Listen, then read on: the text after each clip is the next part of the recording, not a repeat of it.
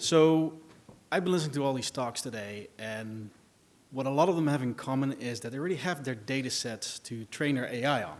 So this talk is going to be a little bit different on that. Like, we're going to talk about how to get that data set to train your AI on. So I'm going to hit you with the theory, which is like, what do you need to think about before you can request a data set? And then Nick, my colleague, he's going to show one of the tools that we have that he developed. Awesome tool. So his talk is way more fun than mine. About like, yeah, how you can you get your data set. So let's talk about clinical data in this talk initially, because it needs a little bit of definition. So basically, any data that's generated in all the UW hospitals and the clinics are part of that. However, there are a couple things that are not included for a variety of reasons. Imaging, we just had to talk about imaging. I'm talking then more about the images themselves, not the notes, not if an imaging study happened, more of like, hey, what does the image look like? If you want 10,000 images, you would need to talk to the radiology department. Omnics data sets, genetics, anything like that, those tend to be too big for the data warehouse, so we exclude them. Care Everywhere, if people are not familiar with that, that's the Epic network where you can get data from other hospitals. That has a specific exclusion for research, so we can't get data from them. Financial data, which is sensitive and as a result has more layers, so we were kind of excluding it from this talk. UW Medicine Valley data, which has their own Epic instance and we don't have access to directly, so that's outside of this talk, and the CTMS, or the Clinical Trial Management System. Having given you guys that caveat, let's start with a checklist. So whenever you think, I need a data set, you need to go through these things, and I'll go over them initially, and I'm going to start with the boring stuff, the regulatory things that is unfortunately necessary. So if you want any data, you need to get some IRB documentation. Sometimes you don't, but a lot of the times, and the majority of the cases, you do need some documentation. A mistake that I see a lot, because I talk to a lot of PIs, is that they either give me just the approval or just the application, but not both. And we need both, because the approval tells me you're approved for something, and the application tells me what you're approved for. Now, the application is important. It needs to say, what data are you pulling, where are you pulling it from, how are you pulling it, just to make sure that we have all the ducks in a row. Occasionally, we get people asking us, like, hey, I have this external IRB from Penn State or Advara or whatever external IRB it was part of the study. We take those, but typically you also need to figure out, like, could I get the UW IRB to sign off on that? And I do that fairly quickly, which makes the whole process a lot smoother. Now, granted you have that, and you have your data set, or you're pulling your data, there are also some compliance requirements people need to be aware of. Basically, the UW compliance department needs to know which patient you accessed for a study, because people can request their access records, so to speak. So the compliance department has a nice little online form. You can do that one by one, but if you're pulling 100,000 patients, that's not ideal, so there's also a bulk upload option. So consider that when you're requesting data, like, hey, how am I gonna meet that compliance requirement? Now, another thing to think about with regulatory stuff is getting a UW collaborator if you're not part of the UW yourself. Now, it's technically not required, but it makes things a whole lot easier. I had somebody from India, a machine learning student, I think, asking me, can I get your entire medical record? No. So basically what I advise them, find somebody at UW that can champion for you, can guide you to all the right regulatory stuff, navigate the politics a little bit, because that was a big ask. Similarly, if you're working with somebody outside of the university, let's say you're a UW collaborator, and you're giving them any kind of data, usually row-level data in this case, you need to get something called a data use agreement. This is to cover the hospital, but also the patients themselves, to make sure that their data is not being misused. So just ask yourself the question, am I sharing it with anybody outside of UW? No? You're good to go.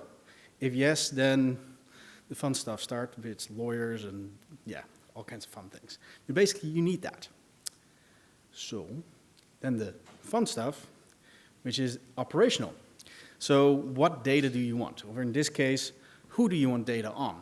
So usually people have a protocol with a whole lot of criteria, and I start taking a red pen through all the criteria because some of them are really specific and we won't have data on that. So always look for importance first. So why am I pulling this data? What's the main factor? Huh? Example, I'm looking for diabetics for my diabetic study. Selectiveness is also an important factor here. So ideally 50-50, but it can go either way. I had a funny request the other day. There was a PI who wanted to research insomnia in pregnant women. And my reaction to that question was, so all of them. So, so yeah, it's because most pregnant women have some form of insomnia. Well, he wanted to look for a specific diagnosis code, and I told him, like, don't do that because you get the extreme cases, people that can't sleep for days, and he wanted to do a more generic study. So selectiveness can cut both ways. So think about your criteria when you're doing that. Availability is also a big thing. The medical record is first and foremost a medical record. There's a financial component, but research is not very high on the priority list when entering data. For instance, income is not a part of most medical records. It might be mentioned in a note here and there, but it's not consistently captured. And I always tell people, when's the last time you told your doctor how much money you make?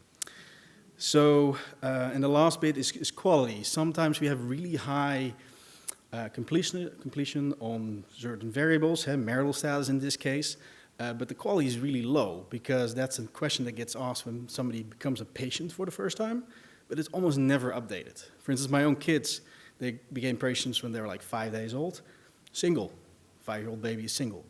Pretty sure for the rest of their life they will be single in the system because why would they tell their doctor that they're married or divorced or whatever?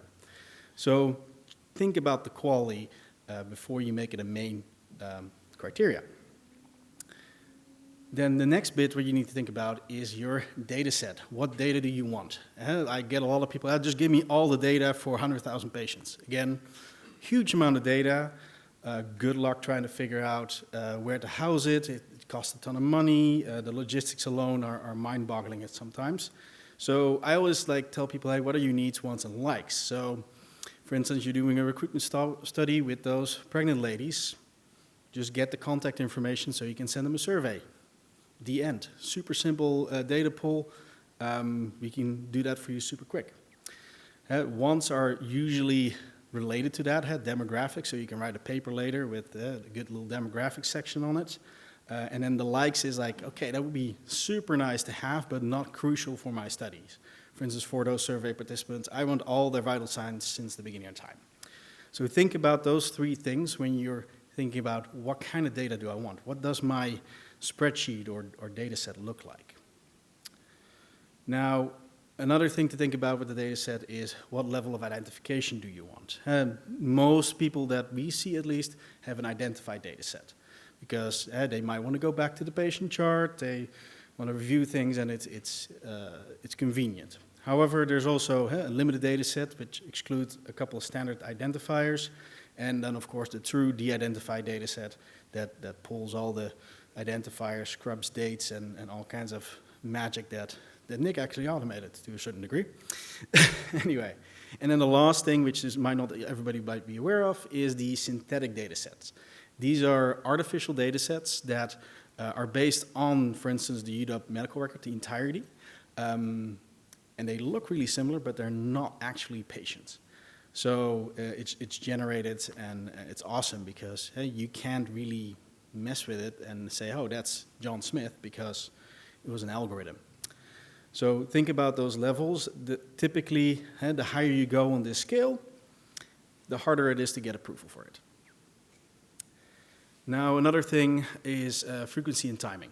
If you do a one-time poll saying like, hey, I want 10 years worth of radiology notes, plan ahead. That's not a particularly easy thing to pull just because of the volume of the data.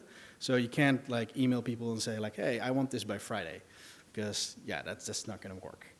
Another thing to realize is that most of these data sets require at least some back and forth with the data analyst, or if you're using Leaf, for instance, doing your own iteration on it. You don't quite know what's in the database until you look at it.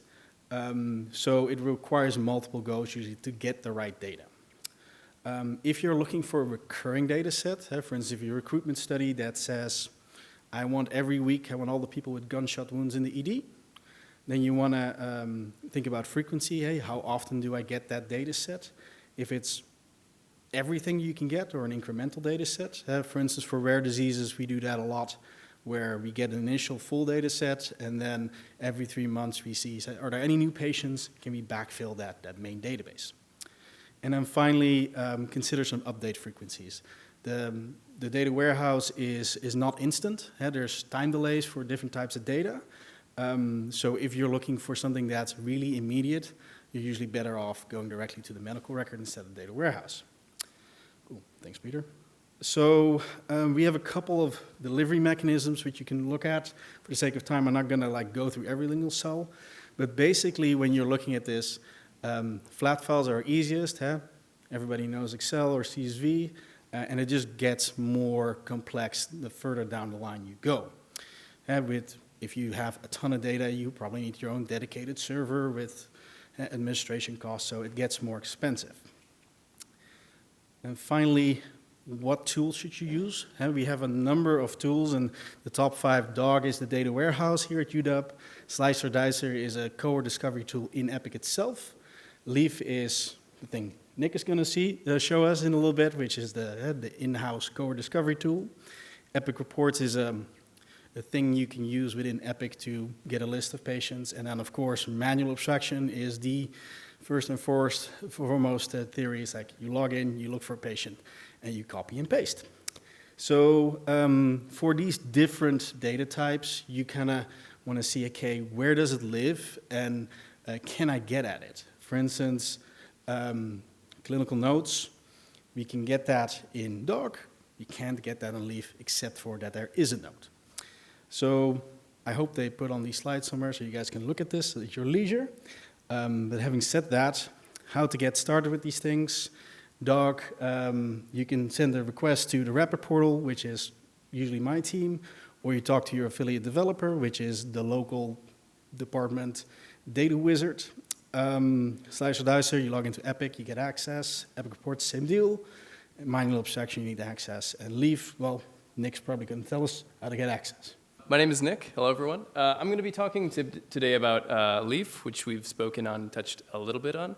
I do want to take a moment to say everything I'm going to show, imagine for a moment, rather than dragging and dropping, you could simply go in a chat-like tool and type the criteria for your cohort, and you would get an answer in an automated fashion. That's a tool called Leaf AI. I missed an opportunity to show a picture of the user interface here. But if you're interested, I would encourage you to stop by my poster tomorrow for a demo, and I'm happy to talk more about it. But today, let's talk about Leaf. So as Bas kind of alluded to, Leaf is a free open source application for cohort discovery and translational biomedical research. It was developed here at UW by myself and my team. And if you're interested, I'm happy to tell you more, but we do have kind of a keystone publication in JAMIA a few years back, which may be interesting. So features of Leaf, and we'll see some kind of screenshots in a moment. I think that'll be more illustrative. But some features, I would say, for one, it's data model agnostic. So this is widely, it's a nice thing to have if you're at an institution that does not use a standard data model, if you want to adapt the tool for that. Or if you do have a standard data model, it works for that too. I'm a bit hesitant to say this now after Diane's wonderful talk, but Leaf does de-identify data on the fly, so to speak. And one thing I hope it is it's intuitive and it has a friendly user interface that can make querying clinical data fun and exploration fun. And last, it can also be federated for institutions that wish to network their user queries and open up access, but not necessarily share their data. Some places that Leaf is used, well, first and foremost, at UW, of course. Depending on how you measure it, at any given time, we have about 350 or so active users. They've run, these numbers should probably be updated, but 45,000 or so queries in the last few years without the help of an informatician. They ran those themselves. And at this point, they've exported over 4,000 projects to our wonderful tool that we use called RedCap. And again, that's for free. They did that all themselves. There is a Leaf multi-institutional governance committee we established a few years ago. And we have a list of 30 or more sites, both commercial and academic, that have contacted us and said, hey, we're using Leaf, or we'd like to use Leaf, we're piloting it, we're using it in production, tell us more, things like that. But I'm going to focus on Leaf at UW, because I want to think in terms of what's really helpful to our investigators and regional investigators. So Leaf's, the central Leaf instance at UW queries our current data warehouse, which is called DOG. And it's really a wonderful resource, and that includes decades of data from many systems, such as Epic, Cerner, and so on, things like encounters, labs, med orders, vitals, and so on. And as users need data and request it of us, we do our best to add that and make the tool useful for them. Here's a brief diagram. I'm sure there's better ones out there, but to illustrate, essentially we have nightly and other sources that are brought into our data warehouse environment. Those are harmonized, cleaned up, and made available in a really wonderful way to tools like Leaf to help investigators extract data and get answers. And I think maybe one last slide before we see what the actual user interface looks like.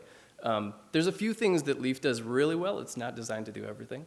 But those things are: one, find patients meeting criteria. Two, show basic visualizations of demographics and so on. Three, extract patient-level encounter, lab, diagnosis, and other data. And then lastly, export that data in a secure way to RedCap that's accessible only by the user. It works. OK, great. So rather than showing a live demo, I thought I'd show kind of a pre-recorded canned video. But essentially, on the left-hand side, we see kind of a hierarchy or a series of concepts that are available in Leaf. And the tool itself is a blank canvas, so that can look like whatever you want. But imagine we're interested in, first, how many patients visited the emergency department across the UW system the past 6 months. If you missed it, if you keep your eyes peeled to the top, we found 31,000 patients or so in just a second or two. Now we're adapting the query and saying, of those patients, how many at any time had some sort of diagnosis related to depression, something like that. And again, in just a couple seconds, we found 6,000 patients. Now, this itself may not answer our research question, which may be much, much more advanced, and we need to see the actual data. But it's a great starting point, and we could do so in our pajamas from home for free. OK, so perhaps at this point we've spent some time, we've found patients of interest, we've defined what we think may be our cohort. What do those patients actually look like at the aggregate level in terms of their demographics?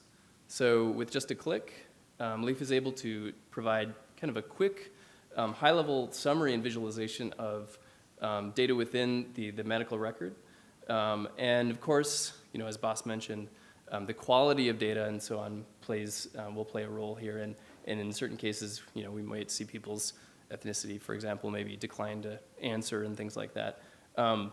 But really, this is essentially a window into UW's data. And if we were to run the same query maybe a week from now, we'd see slightly different data. And, Bas, I think we missed an opportunity to coordinate on the pregnancy and the insomnia question. Maybe next time. OK. From here, we can then click the patient list, and we start out with what looks like kind of an interactive spreadsheet. We can sort, we can add columns. But then we click Add Data, Add New Data. And this really opens up the really amazing amount and volume and breadth and depth of data that we have at UW. And in just a click or two, if I'm interested in perhaps hemoglobin A1Cs or vitals or diagnoses or visit data, we can click and say, this is the data I want to see. And if we add a numeric data set, such as hemoglobin A1C values, Leaf automatically detects that, oh, this is a quantitative data set, and it will summarize those values per patient along with statistical mean, median, min, and max. And we can even click on a patient and drill down to the de-identified data in this case. If we had an approved IRB and we told the tool when we logged in. We could also see data in identified mode as well. Okay, great. Now imagine we've spent time, we've defined our cohort, we have extracted data of interest to us, and now we'd really like to have a data set securely stored that we can have access to the row level data and do the real work, do the real research.